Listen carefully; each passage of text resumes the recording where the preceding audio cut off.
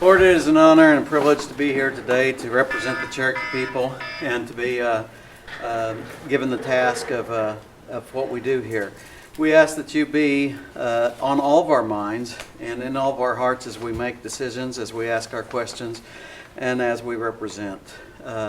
Lord, we ask for your blessings on this great nation and the people of this great nation. In your name, amen. Shelley. Cheers. Yes, ma'am. Mary Baker Shaw. Present. Mike Dobbins. Here but phone. Bill England. Honey. Keith Austin. Here. Harley Buzzard. Bill Byrd. Honey. Sir. Sean Crittenden. Amen. Rick Vargas. Wanda Hatfield. Shawnee. Rich Jordan. Here. Dick White. Here. Mike Schambach. Theo Smith. Here. Denise Taylor. Here. Victoria Vespas. David Walking-Stick. Ryan Ward. Honey. We do have a quorum. Thank you, thank you. Has everybody had the opportunity to read the minutes? Move for their approval. We have a motion to approve and second the minutes from our last meeting. All those in favor say aye. Hi. Okay. Reports today. George Valerie. Good morning.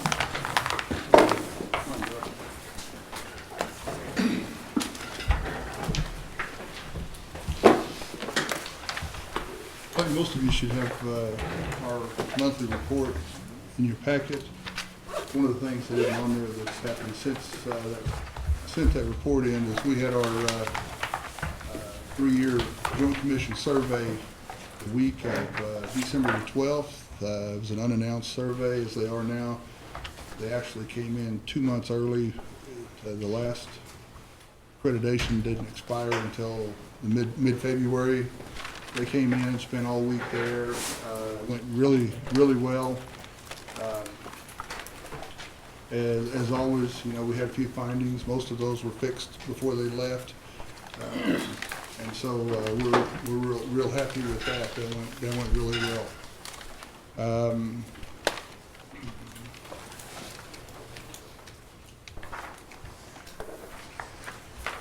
Our ER time, one of the things I wanted to talk about, bring out to you, and it's not on there, is our ER visits they continue to climb. For the month of November, we had 2,559 ER visits, which is 85.3 a day. So far in January, we've averaged 122 a day. So the volume continues to rise. One of the things they monitor for the month of November, the door-to-door check-in to check-out was 71 minutes, which is really good. Our left without being seen rate has dropped. When we first started monitoring that a couple of years ago, it was around 20%. We're down to we hover around that 1 and 2%. All the time now. Any questions? Yes, Count. Yes, please. George, on page 2, where you've got the purchase and referred care activities, CIH clinics, 5 cases. Can you explain that to me? Those are things that are referred in from outside of the hospital, say from one of the Cherokee Nation clinics or Tulsa or Miami, and we can take care of that within the hospital instead of sending it on through. So maybe it's an MRI or something Yes. like something that. Okay, all right. Thank That's you. what that is. That's all I have, Chairman. Okay. Yes, Councilor Lake. Thank you, Madam Chairman. George, did y'all get any of the senior flu shots this year?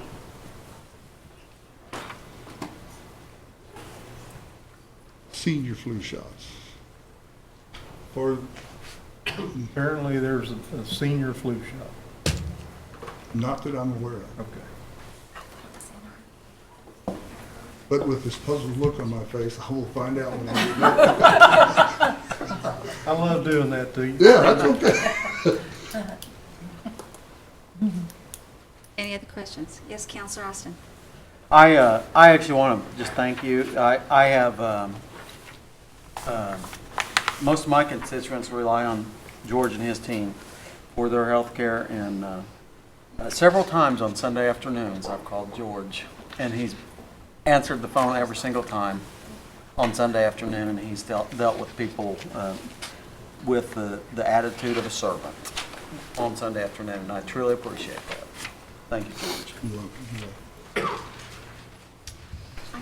George, I have a question. Yes, How ma'am. many physicians do you staff in your emergency room around the clock? We have, let me see, we have one on from 7 a.m. to 7 p.m. and then from 7 p.m. to 7 a.m. And then we have a mid-shift from 10 a.m. to 10 p.m. And during the week, the emergency room, the chief of emergency medicine, he works day shift, Monday through Friday, 8 to 5, 7 to 4. So during the week, we usually have 2, sometimes 3 in that afternoon, early evening period when it's busiest. Okay, thank you. Uh-huh. Any other questions? Thank you for coming today. Thank you. Okay, and now Dr. Charles Graham.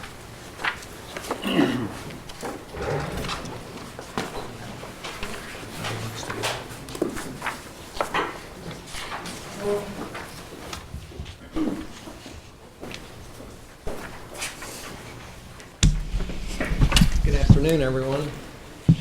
We're going to start out with a presentation for you.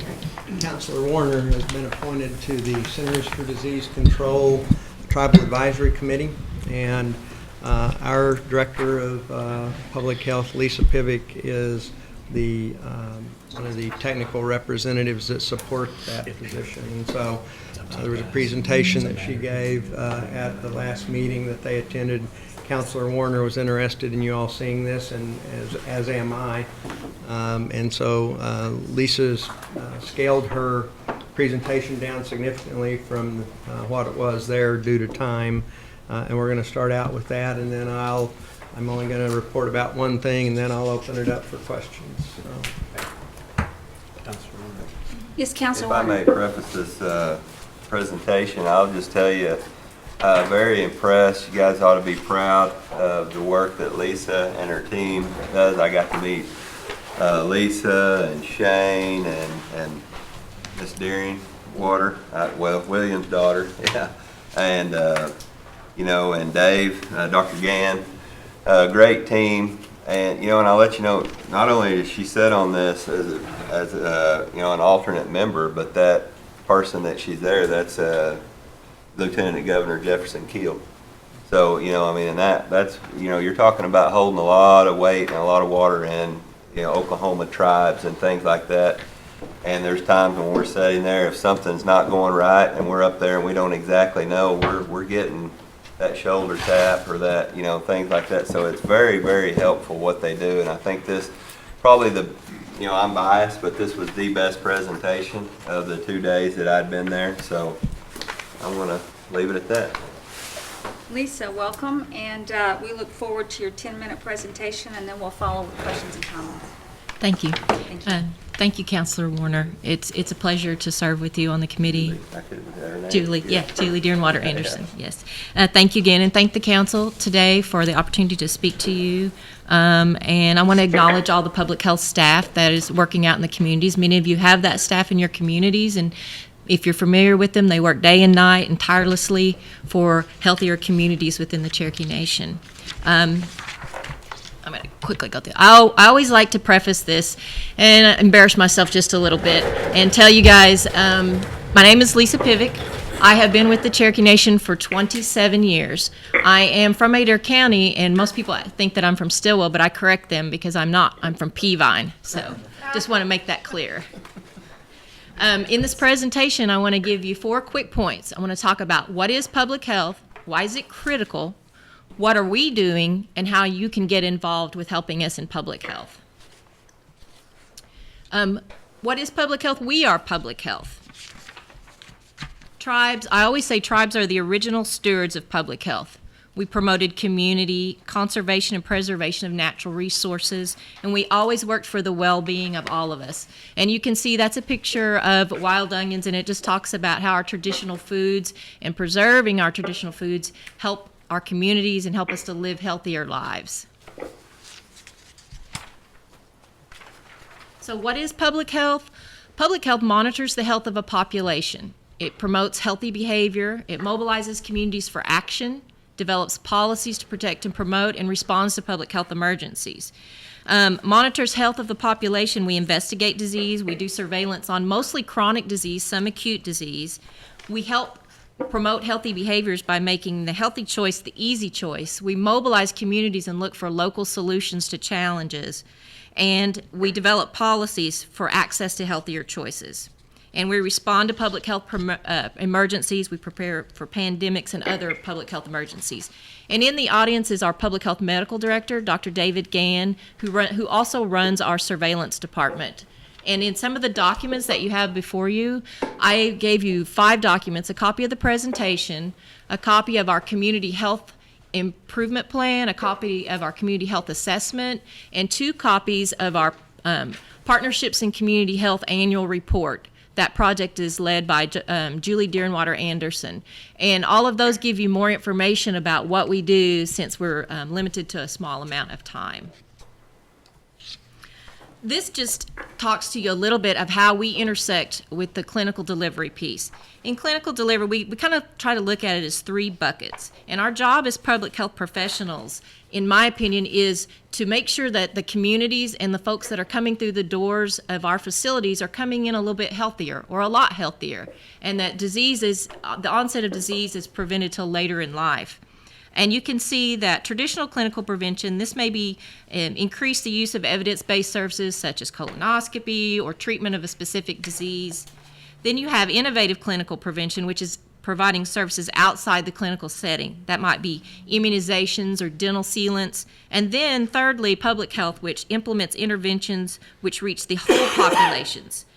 Access to physical activity, quality PE in schools, healthier foods, farm to table, tobacco control. And you can see that we intersect a little bit in that area in the middle with interventions out in the communities. So why is public health important?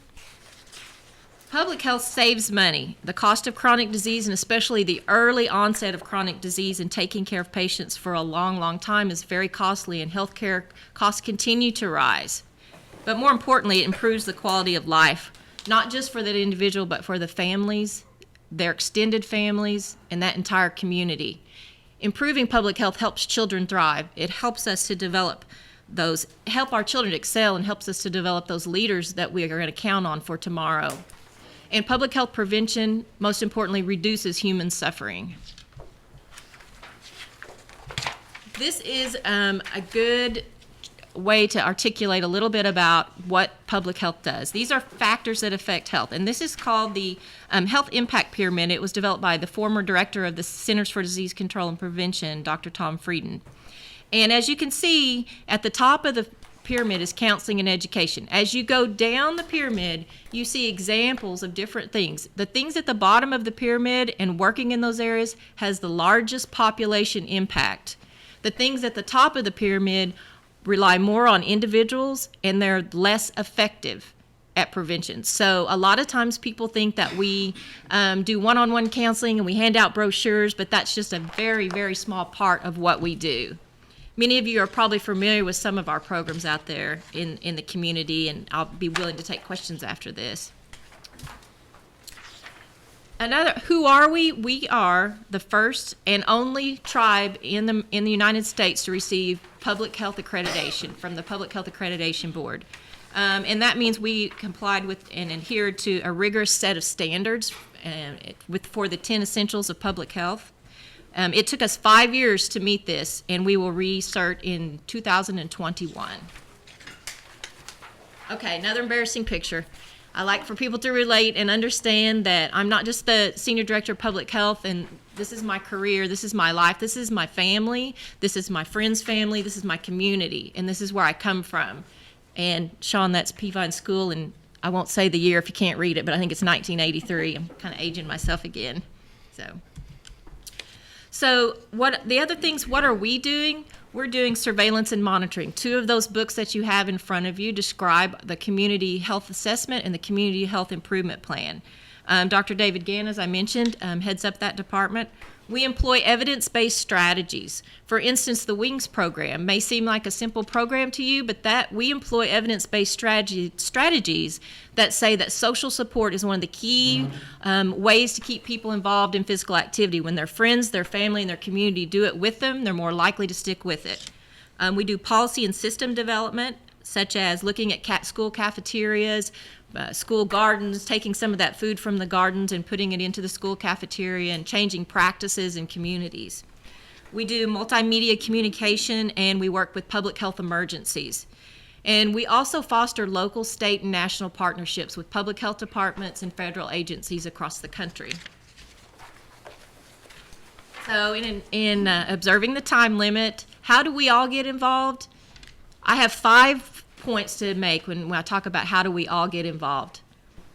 Local leadership for future generations. One way we can do this is for each of us to look in our own communities and how we can support public health, how we can support our communities' work that they're doing. In the 2 other booklets that you have, Partnerships in Community Health, both of those booklets describe action that's going on in your communities and things that are real-time happening.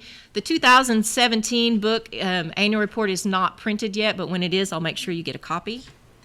We can support healthcare. The best way that we can support our healthcare system is with community action. The healthier our patients are coming through the door, the farther our resources go, the more we keep in our communities, and the more we keep our elders in our communities. We have to embrace what is good now. One of the things with public health is most of chronic disease is multi-causal, and so there's a lot of ways to prevent chronic disease, and that takes a lot of systems working together. Everything is not always perfect, and we don't always work with everything perfectly, but we have a great amount of resources available to us, and if we capitalize on those resources, we can make a healthier tomorrow for all of the Cherokee Nation. I believe that public health is no longer optional. With the early onset of disease, increasing costs of health care, we have to act now. And most importantly, we have to act to preserve our elders for our culture, our history, our families, our grandparents, and our great-grandparents. We have to do something to ensure a future for our youth. And I propose that we do an inclusive long-range plan for public health to look at how we're going to leave our mark on the Cherokee Nation. And in closing, this is the reason I do the work that I do. In this picture is my mother, 7 of her great-grandchildren, and my son, her grandson. And we do this work so that we can keep those people in our communities. We can keep them healthy and happy and with us every day. And in that, I'll close and take any questions.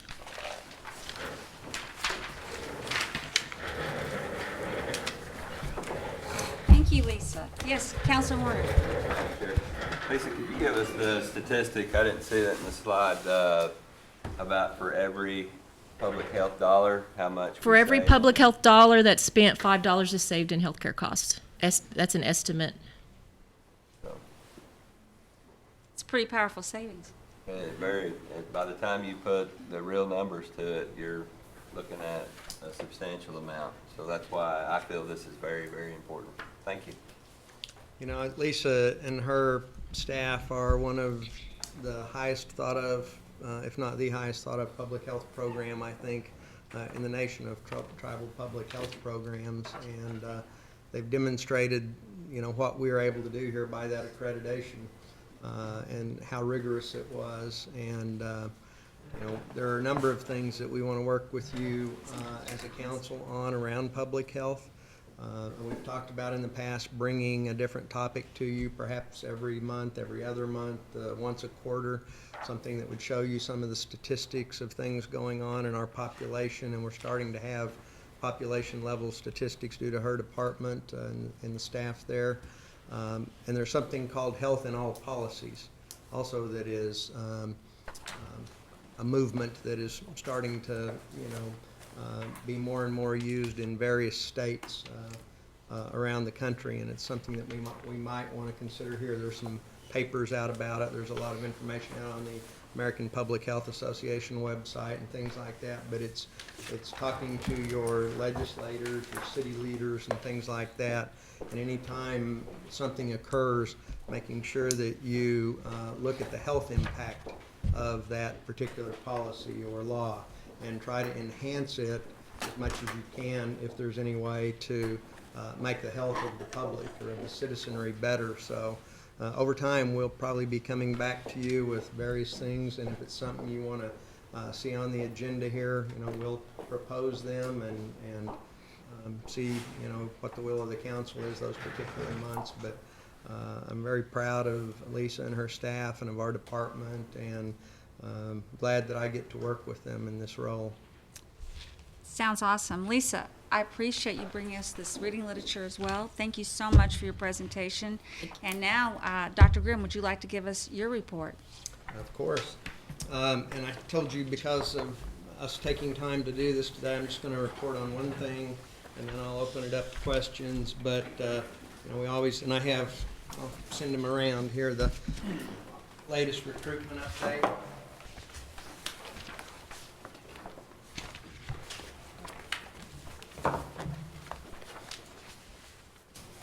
The one that we provide you in the council packet is aged by the time that this meeting rolls around. And one of the things I will tell you that since our last committee meeting, we've filled Nowata and Muskogee.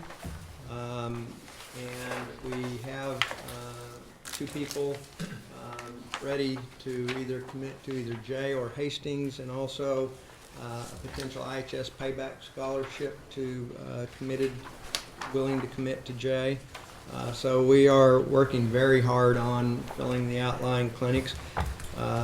Counselor Lay, we lost the candidate we've been working on for Oshaleta, but we have someone else that we're already scheduling interviews with for that location as well. So it's a former employee that is interested in coming back, so we'd have someone experienced there.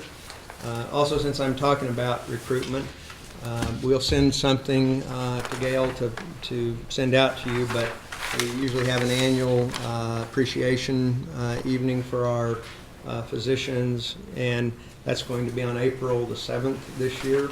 We always invite the council if you'd like to attend. It's called Our Docs Rock. It'll be April the 7th at the Hard Rock, and we'll be sending out something so that you get it via email. And then we have a new staff person that I'll introduce to you. Jaleesi Pittman is our new administrative assistant, and we're also selecting a new recruitment coordinator. It's almost through the HR process. So that department is working very, very hard on behalf of health services and the tribe to make sure that we get those positions filled, and we are focusing hard on the outlying clinics before the new facility opens so that we can try to have a good, stable staff on board prior to starting recruitment for that. So with that, you have our report, and I'll take any questions that you might have about that. Anybody have any questions? Councilor Crittenden. Dr. Grimm, again, we've talked several times, and for what it's worth, I appreciate your availability to do that. I do want to share we talked about it earlier, I wanted to share with the council here kind of what we're getting down to, maybe ask a little bit on the sick leave policy. You and I and Councilor Shaw have already had an introductory talk on it, but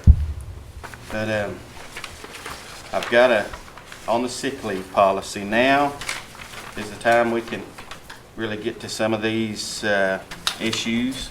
We've got of course, you're new to the position, but I can't think of any better time to start correcting some of these policies, and I'm for correcting it. I've got a employee that is not working right now, and of course that affects her family because she's suspended. She had 9 absences, and those were due to sickness. And her question and mine is if you've got sick leave, why can't you use it? And that, I get a lot of calls from the C&B world too, with hundreds of sick hours accumulated over, some worked there 20 years, and they're getting written up. Can you kind of explain to the folks kind of the sick leave policy? And I would, I'm all for changing that up to, if you got sick leave,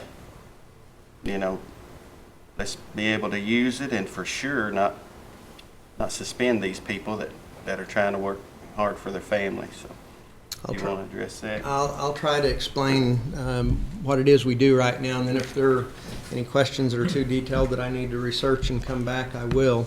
So we have at least 2 policies that deal with work restrictions or attendance around sick leave. We have one about reporting and employee infections and work restrictions, and that one was put together by our infectious disease specialist and staff, and follow guidelines that are not 100% of all healthcare institutions, but we've categorized them in like 1A, 1B, and Category 2, that we're taking best practices. And if somebody comes to work with the flu, and we test them and they have the flu, and we send them home for a set number of days that's in the policy, or until they've been tested to be free of the virus and not able to provide transmission to other employees or to our patients. Those policies are all about trying to keep other employees and our patients safe. Then there's a separate sort of general attendance policy that describes some of these things.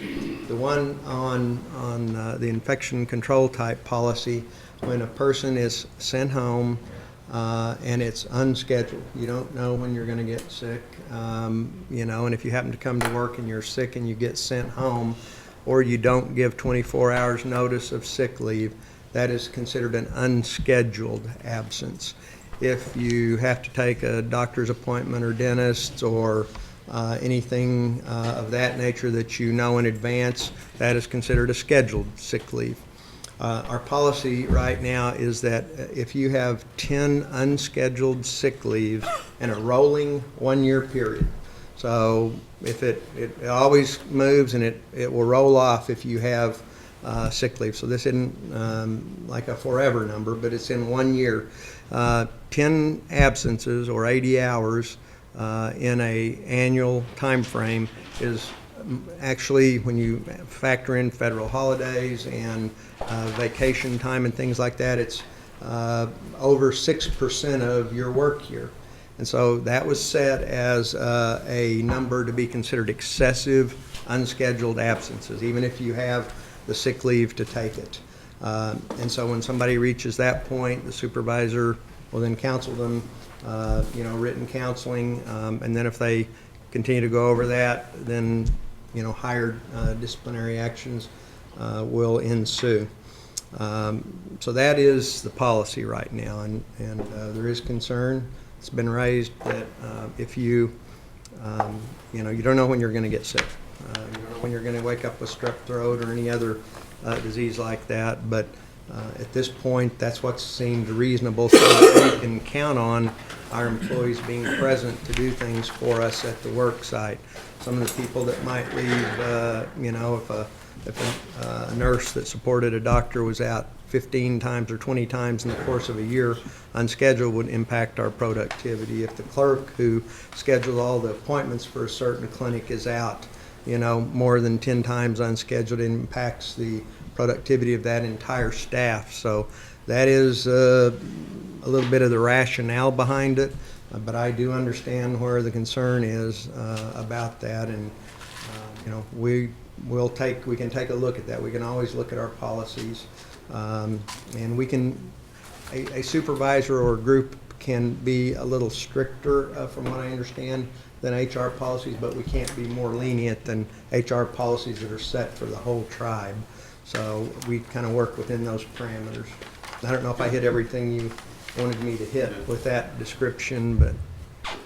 just what the folks who call me, they have a problem with the 24-hour thing. So at this point, if they call, if they don't hit the 24 hours, it's considered a unscheduled day, and they're penalized for it. And They're not penalized till they get 10. well, I mean, Or more. it's adding up Starts towards being a accumulating, yeah. penalty. Are they So- paid for those? Are they paid? Yes. If they have sick leave, they're paid, or if they choose to take annual leave. If they're out of both of those, then, they wouldn't, but Let me just yes, ask. they're paid for unscheduled, as long as they have the leave available. Let me ask you if an employee comes to work and they get sent home because they get sick. They've made the effort to be at work. I asked you this a while ago, I wasn't sure. We make them go home, yet we charge them for the, what am I Sick trying to leave. say? It goes against their, It goes as unscheduled leave if they came to work and left without 24 hours notice. And I will say, we made them go home. yes. I mean, that's a and good thing, making them go home because they're sick, but I don't necessarily like but go home, guess what? You're getting penalized. And if they, for example, if somebody's told to go home for 3 days or 5 days for the flu, and I don't remember what the policy calls for with that, I think 5, but that, as far as unscheduled leave, we don't count 5 days. We only count the first day. So if they're sent home and end up having a 3-day illness or a 5-day illness, they're not penalized for that. They're not really penalized till they hit 10 unscheduled days, That's where this lady's at. She's right at that threshold. How's everybody feel about if you have sick leave, you ought to be able to use it and not have to plan your sicknesses? Like I said, we have a lady that wants to be working and can't right now. How do you guys feel? If you got sick leave, should you be able to use it? That's how my job works. Every job I've ever had works just as Councilor Crittenden is sharing. I want some clarification, I guess. So if you are sick and you're sent home, is she being paid with her sick leave? Yes. Okay. If she, every time she's come to work, she is receiving sick leave benefits? Because I don't think I understood that. Correct. I think it's 4 hours every pay period. So every 2 weeks you accrue 4 hours. I think that's right. So we free reward to our correct me if employees, that's- we reward our employees with their sick leave that they have earned, but then we actually penalize them after the 10th time they need it. Unscheduled. If they're Well, I don't think any of us schedule being sick, Dr. Grimm. with physician appointments, dental appointments, you're scheduling a surgery, all those kind of uses of sick leave are not accrued against that unscheduled leave. It's when it's unexpected and basically causing difficulty for the department when they are not there. But I understand exactly what both of you are raising, and we'll talk about it with our leadership. And the other thing, you said that you base that counting the holidays. Being a hospital, I mean, it's not like they're out getting to celebrate. They're working. I mean, they're working 24/7. I really would like to encourage you all to review these policies. So these policies are not pertinent just to Cherokee Nation. Excuse me, these policies are pertinent only to the health administration of Cherokee Nation. Am I correct? That I'm not sure about. I don't know if any other department does that, but that's what we've set, yes. I don't know who would be responsible then for changing all these policies, because this sounds very unfair.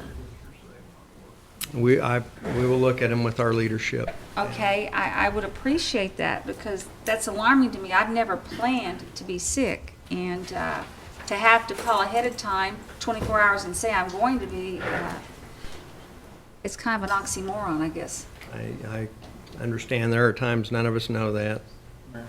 Yes. And I don't want to beat a dead horse either, but, if you're in a hospital and the hospital says you're sick, I mean, that really doesn't make a whole lot of sense to me how you're penalized for that.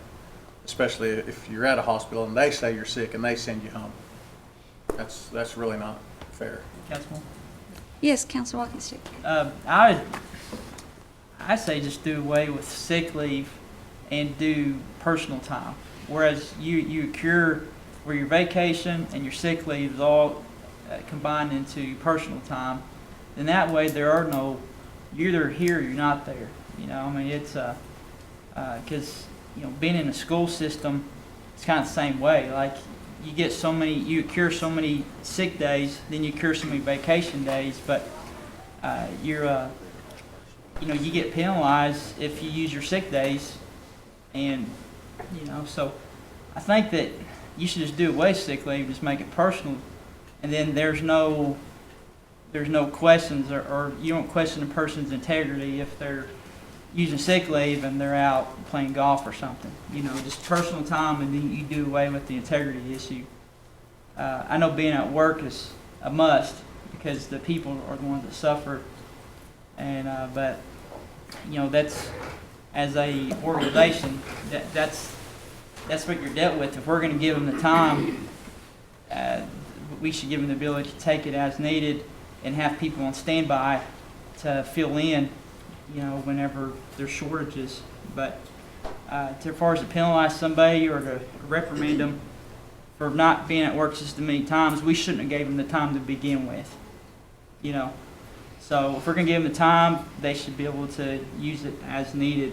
And if we're breaking it down, they need to bring in a doctor's note, whatever, do away with that and just make it personal time.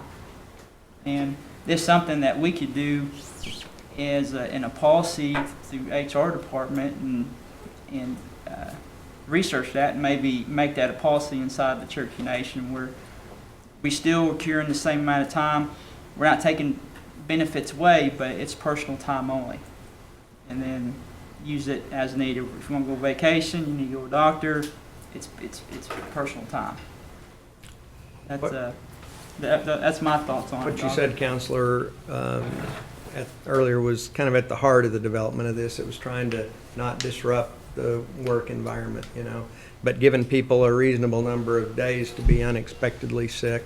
It was never, I want to make it clear to you all and to any of our employees that are watching this, it was never about integrity issues if they say they're sick or anything like that. It was about just trying not to disrupt the workplace, you know, too many times a year. Yeah. Councilor Warner. Yes, ma'am. Thank you, Madam Chair.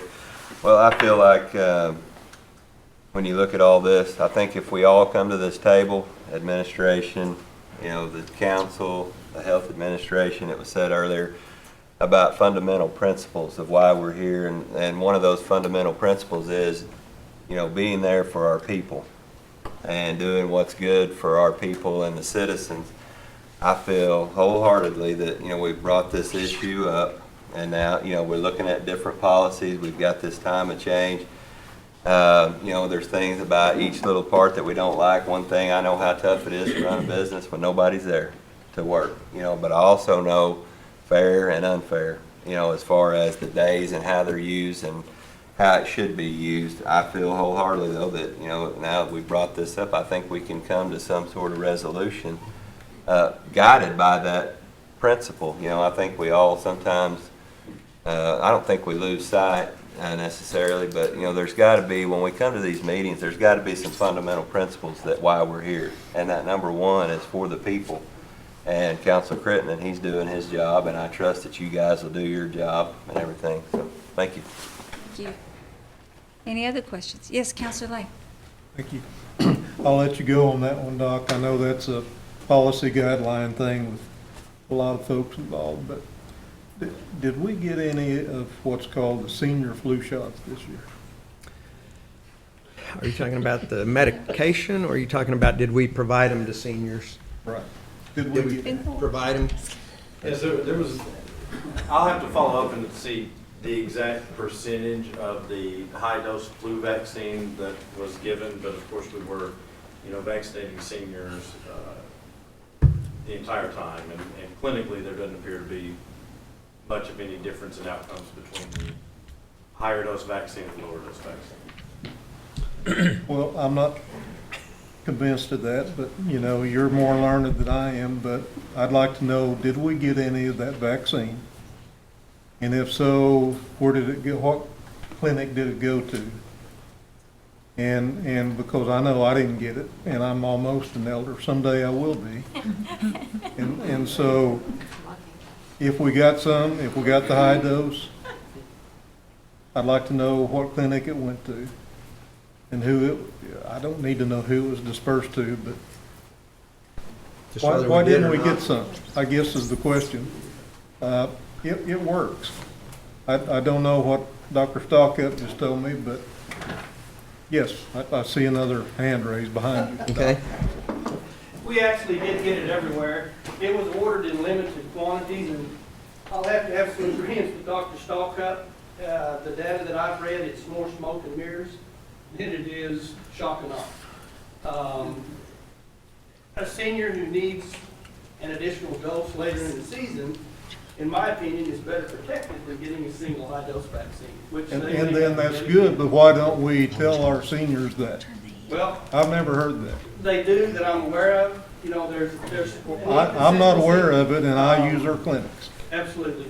But just to answer your first question is yes, all sites could order a limited amount of high-dose vaccine, and we had reserved that for patients who were fit a criteria of being a little more ill or more necessary for them at the time for the initial dose. This next year, I think most of us have ordered more, not just because we think it's more effective, but because we're getting more requests.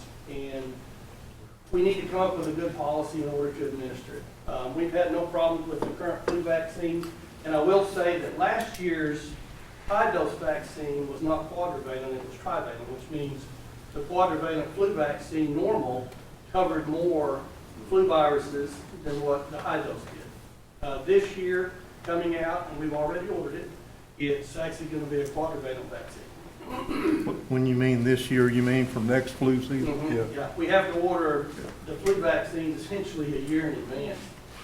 I understand.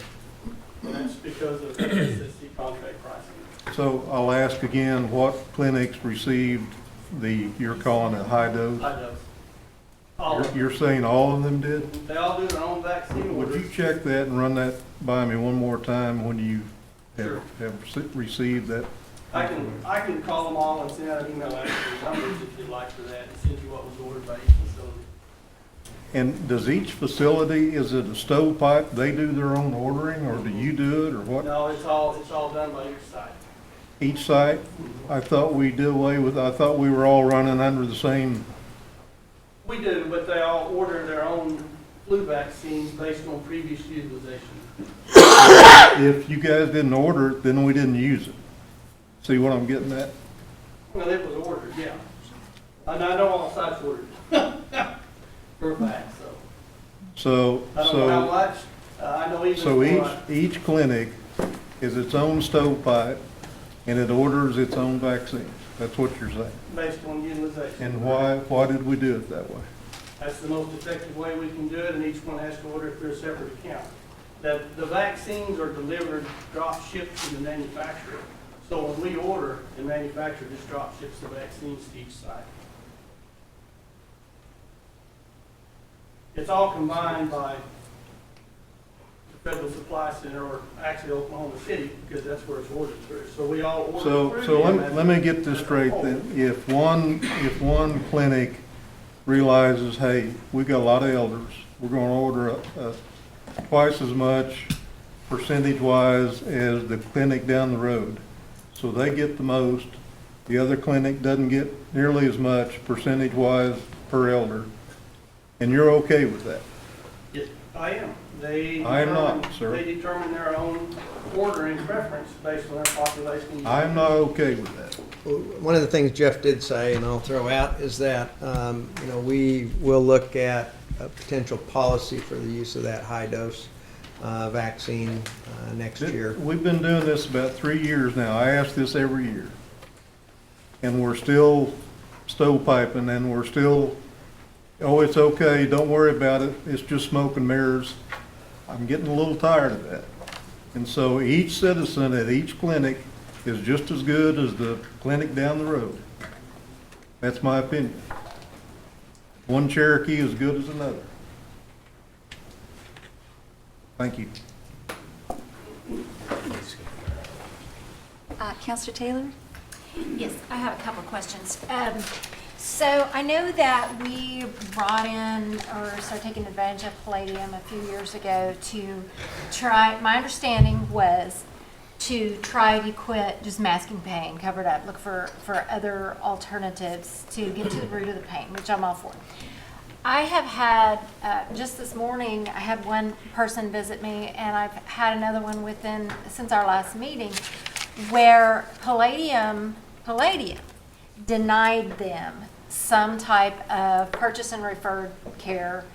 That is unusual to me that an outside source would deny I feel like that should be a function of us. So can you go through what's going on here so I have better understanding? So I think I could describe it adequately for you, but I'm going to ask Dr. Stahlkopf, and I don't know if Brett's here, whether he'll want to throw anything in or not, but Okay. we'll describe that process So for you. Palladian is a third-party, evidence-based justification and approval company. They are in place in spinal pain. There are typically insurance companies own their own departments that do this. We contract with Palladian. A lot of payers actually contract with Palladian because the decision-making cascade for spinal pain, including MRIs, injections, surgeries, is a little bit more complicated than some other categories. Which is to say there's not just 2 or 3 check boxes that need to be done. There's a kind of a comprehensive review because back surgeries come in a whole lot of different varieties. Some are no better than chiropractic, some are worse than chiropractic, some are worse than placebo. And we have to be very cognizant of what we're funding for our citizens to have. So initially, Palladian decreased the amount of inappropriate MRIs being ordered. MRIs are almost never indicated for acute back pain unless there's a few warning signs. And so the way the Palladian process works is there's an online portal that the provider accesses and answers a series of evidence-based questions and then puts what they're requesting. That request then goes to Palladian. If there have been previous MRIs, Palladian will take those MRIs and have their staff review the findings on the MRIs. If you have a Palladian system in place and you go by their determination, you're not going to have inappropriate back surgeries done. At the same time, it's very, as a family practice doc, it's very, very difficult for a family practice doc to keep current with surgical indications for back surgery because the patients do experience a lot of pain and sometimes the pain can't be relieved by surgery. So when Palladian issues a denial, that denial is based on the objective findings in that specific case. When Palladian issues a denial, then Contract Health adopts that denial. We don't have any other refutory evidence that we haven't provided to Palladian. So we don't have access to other MRI studies or things that the patients may have had done that we don't submit to Palladian. So as long as we have that full integration, we believe Palladian is the authority on what the evidence suggests is beneficial to the patient. So Palladian is making decisions on whether our citizens receive the care that they feel they need. Is that a fair statement? I would restate that a little bit. Okay. Palladian is making a determination of, as a payer, are we using our resources for things that are supported by clinical evidence? Okay. Do the denials made by Palladium figure into the figures that we get on how much PRC has been submitted and how much PRC has been denied? Yes, they would.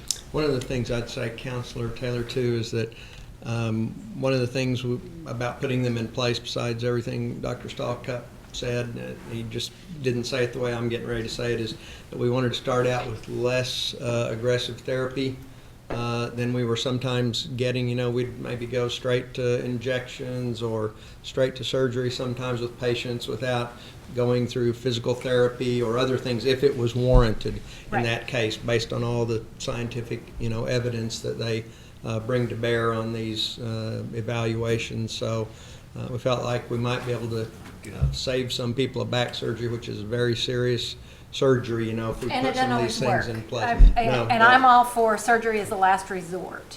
But when I have people that have been years working on this or that, and I handed off one to Brett to take a look at, it was not surgery that Palladium had denied them. And so I'm concerned about the fact that an outside source is making decisions for our citizens. So I have another thing. There have been some issues with the providers at the Salina Clinic on their coding and one thing and another. And I had requested a meeting because they tell us one thing, you guys sit here and tell us another thing. I had requested a meeting with myself, you, and the providers, and you refused that and promised that you would have a meeting with those providers. So have you followed up with that? It's scheduled, yes. And I talked with Dr. Gray. He's going to have any of his providers that have found these issues. I have all the people involved with that part of our revenue cycle that are going to be available. Okay. And we're going to sit there and go through all of their concerns. If there are issues and errors, then we'll get them fixed. If there aren't, I hope we can, allay their concerns and explain why they're seeing this here and that when they get their report. So yes, I have. Okay. As soon as we get through with that, if you'd like, I'll give you a briefing on it. Okay, that'd be good. Thank you. That's all I have, Chair. Okay, Counselor Lay. Well, I'll make it quick, Madam Chairman, thank you. And to follow up on, when I heard Dr. Gray's name, we'd like to steal him at District 12, but they won't let us. I understand why, he's a good one. But here's maybe part of the problem that I'm getting to on these high dosage flu shots. We haven't had a full-time medical director at my two clinics for years now, one for 1 year, one for almost 2 years. Does that have anything to do with the fact that we're not getting what we deserve at those two clinics compared to some of the others? Now, I'm just going to make that as a statement. You guys look at it, because when you got one guy driving 2 days a week and he can't do, he's doing his best to take care of his old clinic, and now he's driving to Nowata and Oshaleta, and when he gets there, I can imagine he's signing papers for half a day to sign off on things that locum tenens and whatnot has been doing. So when do we get, back to where we need to be? And I'll just make that as a statement and not as an argument or a comment. But this stuff of stovepiping, the ordering of vaccines, I don't think is working. You guys need to reconsider what you're doing there. I know you've been doing it for years. Every year I ask the same question and you drive it down, and so I don't ask any more about it. But, after about 6 years or 7, enough's enough. We need to take a look at what we're doing here. Because my people aren't getting served.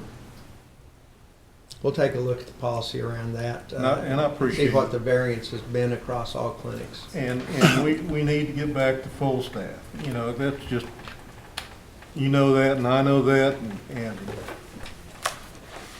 about the time you all reel somebody in, they change their mind. You have no idea how frustrating that is to hear that today. It is for us too. So I'll let you go on that. Thank you. Thank you, Council. Okay.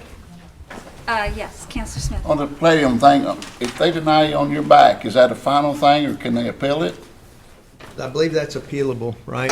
Yes, sir. So it is appealable, and what we do is we make sure that Palladium had all the correct information and there weren't any outstanding studies that were omitted. Okay, thank you. Okay, I have a question.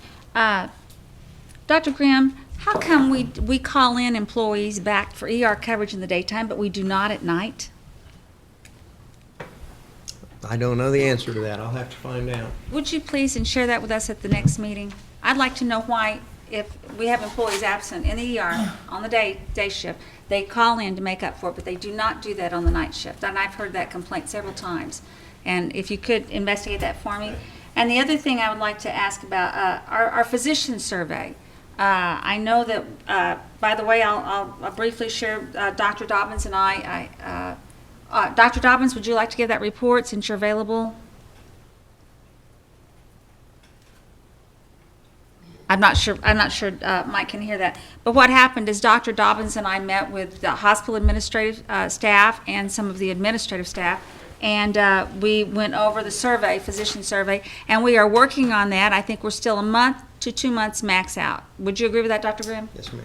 Okay, and we'll leave it at that for the moment. And then, let's see, what else would I like to talk? Oh, I have a question somebody asked me to inquire about, and that is CHP, our contract. What does that involve, and who are they? That's a fairly lengthy discussion. It is? Yeah, and if you'd like, we can give a presentation about that. I would sometime. appreciate that at our next meeting, if that's okay. I'd be very interested in that. And in the time frame we have left, yes, Councilor Crittenden. Yes, I'm just going real quick. Again, I think we're at a place where we can build from here. But is behavioral health, we had the issue, we can't go into that. But is that something we need to really look at? Is that something I never did hear back the answer. I know you're working on it with the. Yes, sir. With the guy who wanted treatment.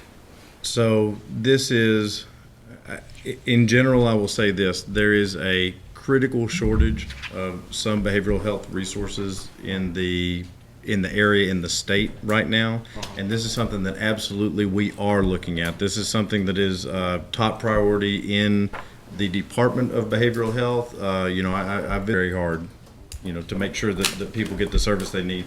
And also I want to say that I appreciate your advocacy for the folks in your district. I appreciate you reaching out to us, because that kind of shines a light and a focus on where we should, put that attention. So I commend you for that. You're in the weeds, but it's really good, and I think it's helping people.